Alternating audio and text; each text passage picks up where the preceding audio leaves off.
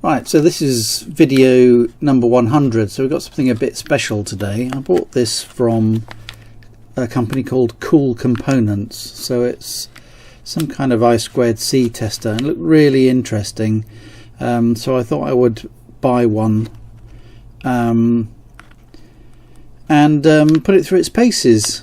So let's do that.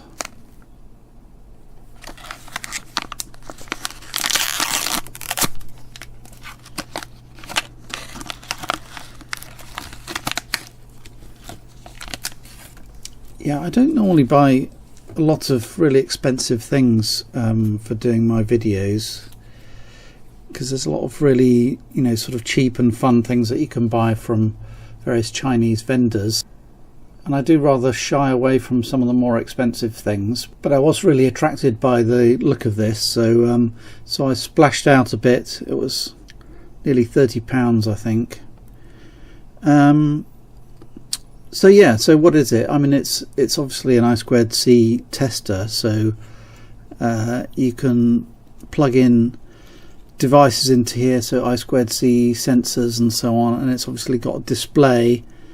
I don't know exactly what you can do with it. I thought it would just be fun to experiment with it and find out. So we've got the unit itself. Looks like it's powered from micro USB, and then we've got some DuPont type cables here that are provided with it, which are obviously for connecting things. So I'm going to power it up and we'll see what it can do. We've got a power block here. I'll just plug in one of these micro USBs.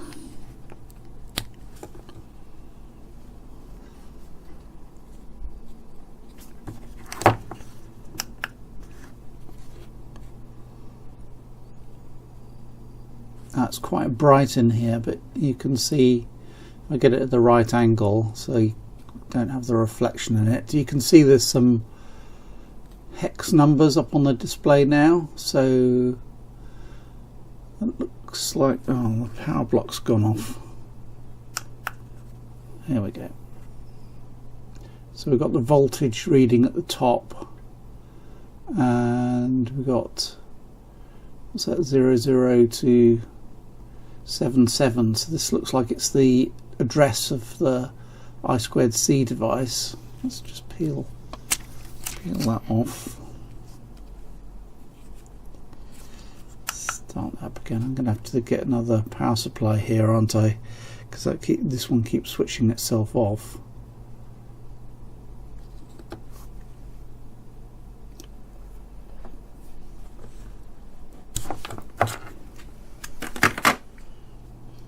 Well, it's quite bright in here, so I might have to do some of this video later after it gets a bit darker, but you can see here on the display, if you can find the right angle, it goes up from 08 at the top there to 77 down here, so these will be the addresses of the I2C device.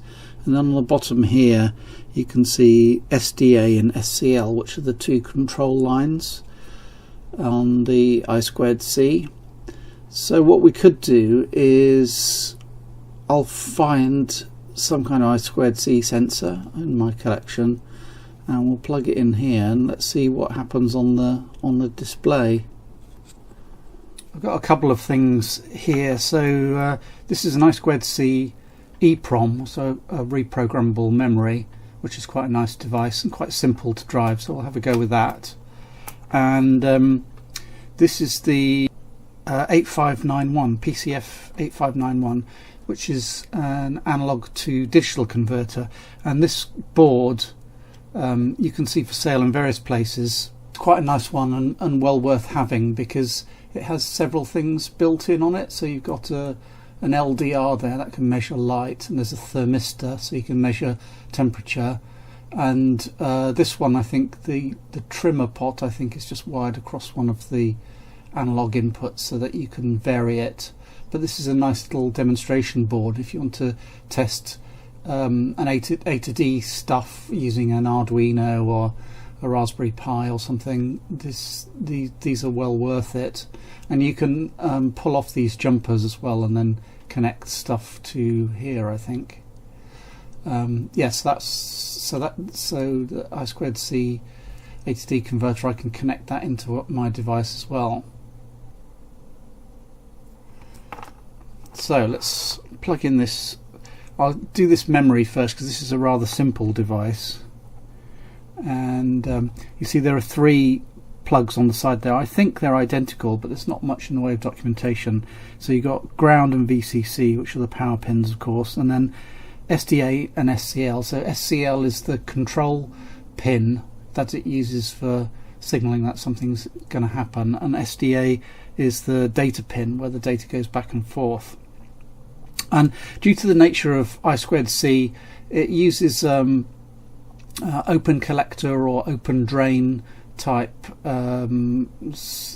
deployment. So you have some pull-up resistors, and each device can plug into exactly the same bus, and they can all pull down a particular line using their internal transistors. So you get this brilliant ability to share the bus between multiple devices, which is one of the great powers of I2c. Alright, so we've plugged that in. Nothing actually happening on the display. Doesn't seem to have noticed that there's something plugged in.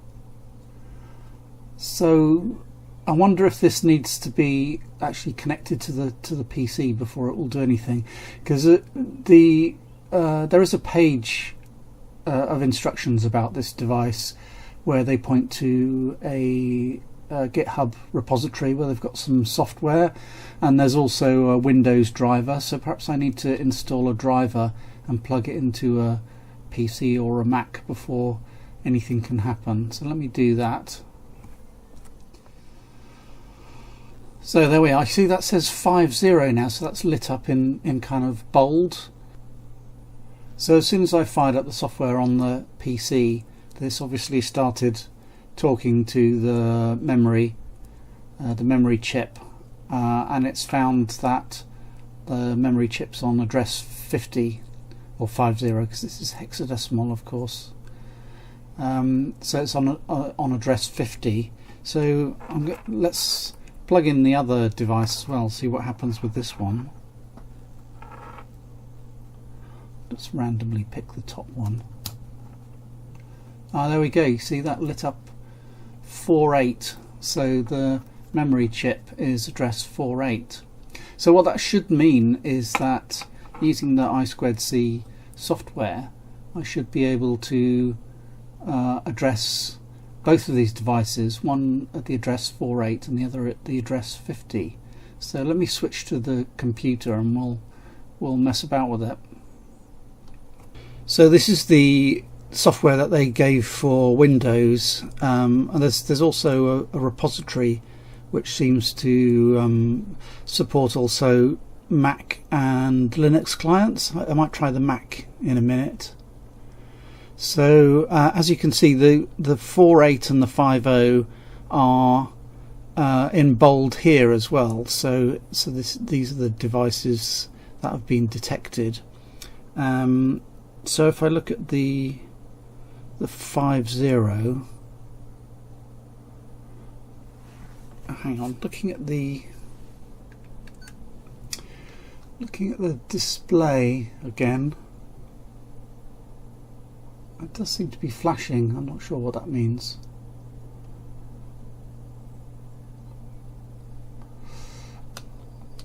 Okay, so if I pick 50, which was the memory chip, I should be able to read something from a memory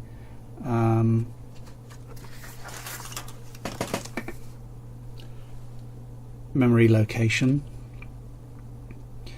So if I remember right, the way that this works is you first have to write an address so that it knows which address on the chip you need to read from. So if I say let's pick 20 as the address, for example. So put in a 16-bit address 0020, and I'll do a write. You see on the display there, that was nice, wasn't it? So you can see the 50 is highlighted, and you can see some data on the line. So we've got 50 0020, and you can see that the SCL, the control line, is going up and down quite a bit, and the SDA has just got a few bits which represent that data that's been sent. So 20 would only have one bit set high, so that's mainly zeros. So if we now read back, let's say 5 bytes, let's have a look what's there. Okay, and once again you see on the display here you've got the little sort of logic analyzer trace kind of thing on the screen, and back on the PC here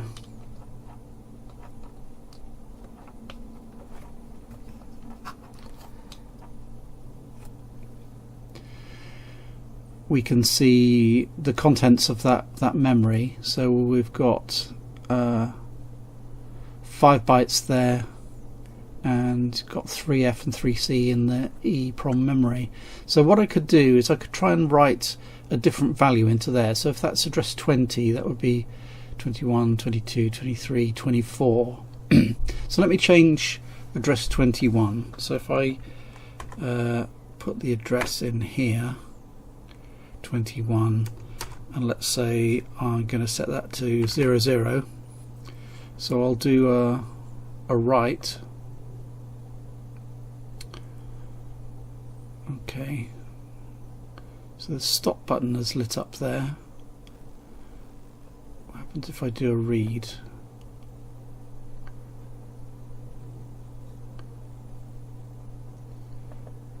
Let's read back from 20 so I can see the same thing again. Write and read. Okay, so that hasn't changed 21, so maybe I need to do something with that stop button when it goes when it stops going grey. So let's try that again. 21, we're writing byte 00. We'll do a write. Then we'll do stop, and now I'm going to read back from 20. So I want to write the 20 address and then read back. Oh, there we go, so that works. So now my byte 21 is set to 00. So I wonder if I can write multiple bytes at the same time. I probably can. So if I wanted to zero out all of those 5 bytes, 1, 2, 3, 4, 5. So I'll do a write and then stop, and then write the address, read back 5. There we go. So all 5 memory locations in that chip are now set to 0. So that's quite cool, isn't it? So we've got a utility that we can use to test I2C chips, and then you've got the added bonus that you've got this kind of little logic analyzer display here, and you can see which devices have been detected on the bus. So let me turn my attention to the other device, which is the A to D converter. Now this is a bit more complex to drive, so I'm going to switch to address 48, and what I remember about this one is you write the address, which in this case is only 1 byte. So the ports for some reason start at 40. So what you have to do is select your port with a write, like we did with the EEPROM, but then when you read back, you have to discard the first value that you read for some reason. I can't remember what the reason was. So we'll do a write 40. And you can see on the screen of the device we've now got the i2c address 48 is where the data is going out. You can see that I just wrote a 40, and now I want to do a read back, only 1 byte this time because this is only a byte at a time device. So ignore the first read and do the second read. So we got the value 61. I believe that the LDR is the first device, so the one at address 40. So what we could do, try and get that one out of the way. What we could do is cover up. It's difficult to have enough hands to do this, but if I cover up the LDR, then I should get a different reading from 61. So again, I'm going to do write 40. I'm going to read 1 back. I'm going to ignore the first value. See, so now the value is D7. So D7 is on the way to total darkness because the maximum value would be FF, or 255. So that's the biggest number that you can represent in 8 bits. So that's now reading a dark reading. And again, if I cover it up somewhat but not completely dark, perhaps we can get a value in the middle. So I'll write at 40, discard the reading, read a second time, and I've got A2, which is somewhere between 61 and D7. And once again, well, I could go the other way, couldn't I? I've got a very bright torch here.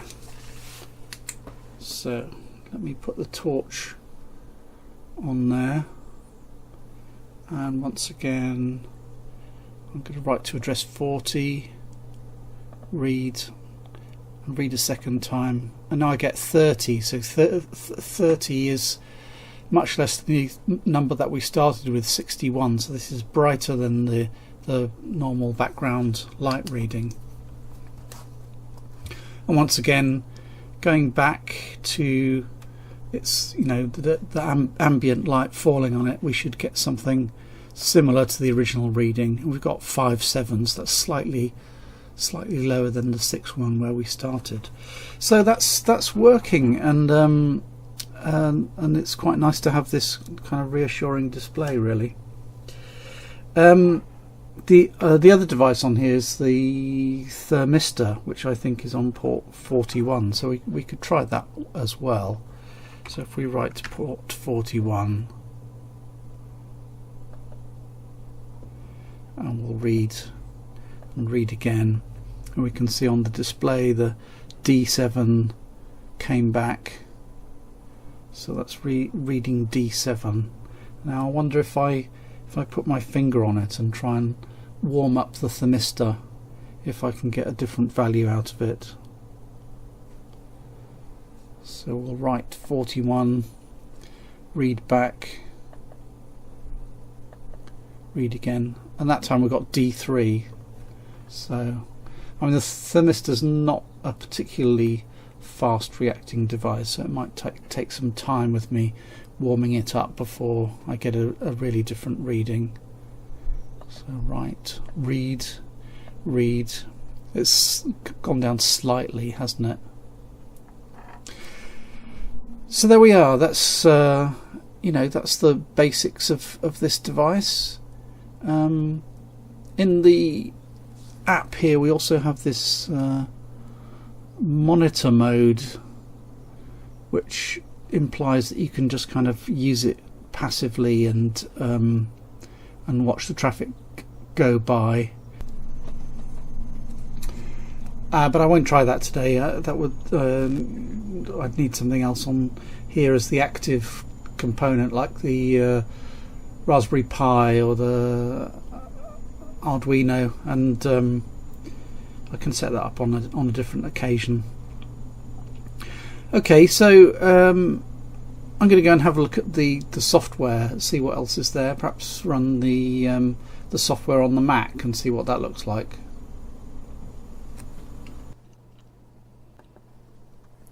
We use the git clone command to install the software from the repository.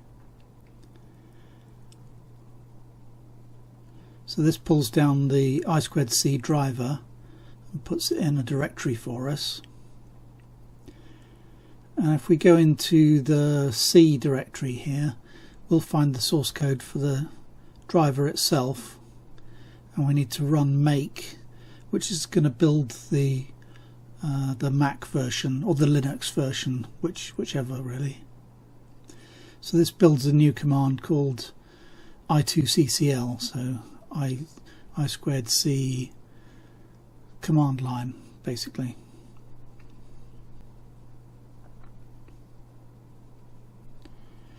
So now we can run this executable version. So it needs a port name, so we find the port name by looking in the dev directory, and we'll find this serial port, which is it corresponds to the actual i2c board, and we should be able to run the i2ccl command. Sorry, I got the directory wrong there. Just put in build.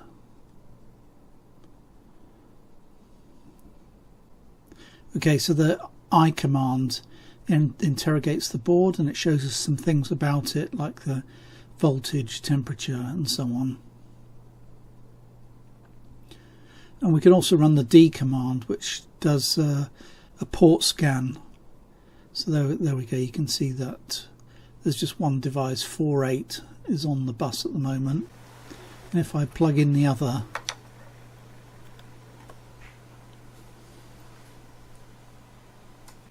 then we can run it again.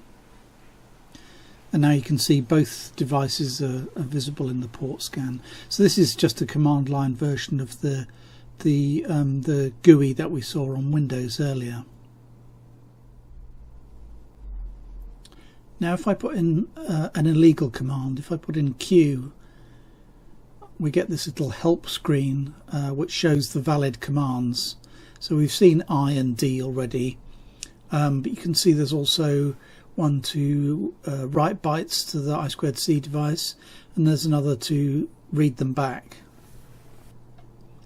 So we'll try and do a write, and I took a sneak look at the source code as well.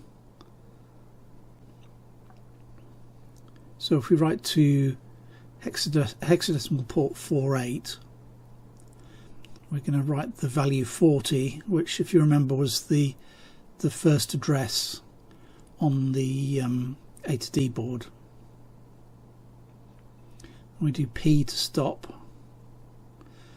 and now we're going to read a value back, read 1 byte,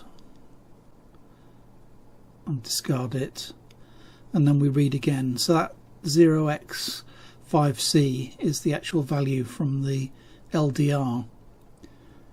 So we can just do that. We can look at the thermistor as well. So we write the address of the thermistor and do a stop. We read the value once and discard it, and then we read it a second time, and there we go. So 0xD7 is the value returned by the thermistor at the moment, so the temperature reading.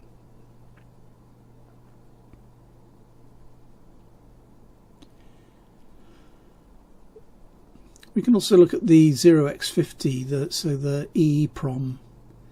So here we have to separate the values with commas. So address 0020 like we did before on the GUI. And we stop, and then we're going to read a value back. Read 5 values from port 50.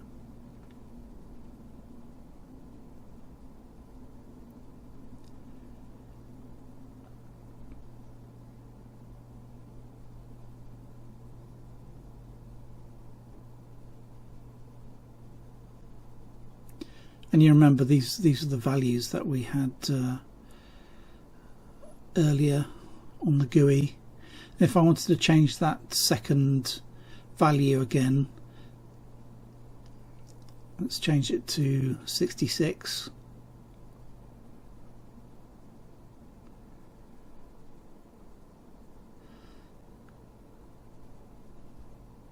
So we write to 66 for address 210021. Hit the stop again. Now we're going to read back the 5 values from address 20 again. Hit the stop. Read the 5 values back.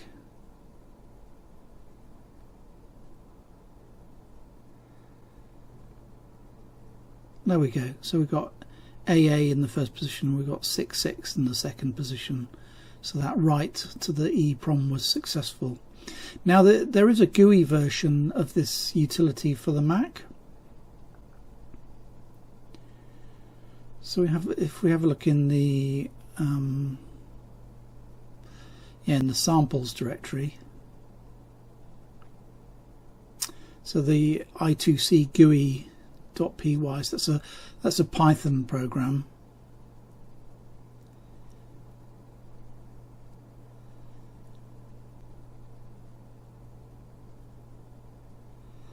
But it looks like I'm missing something. So there's a Python library WX which should be installed, but I don't have that at the moment.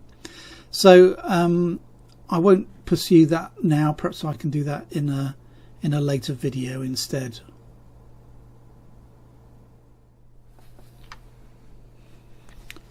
Okay, so that's a basic rundown of the i2cdriver module that I bought from Cool Components. So quite a useful little device to have in your box of tricks to do some diagnostics with i2c, I think. Okay, thanks for watching and see you in the next video.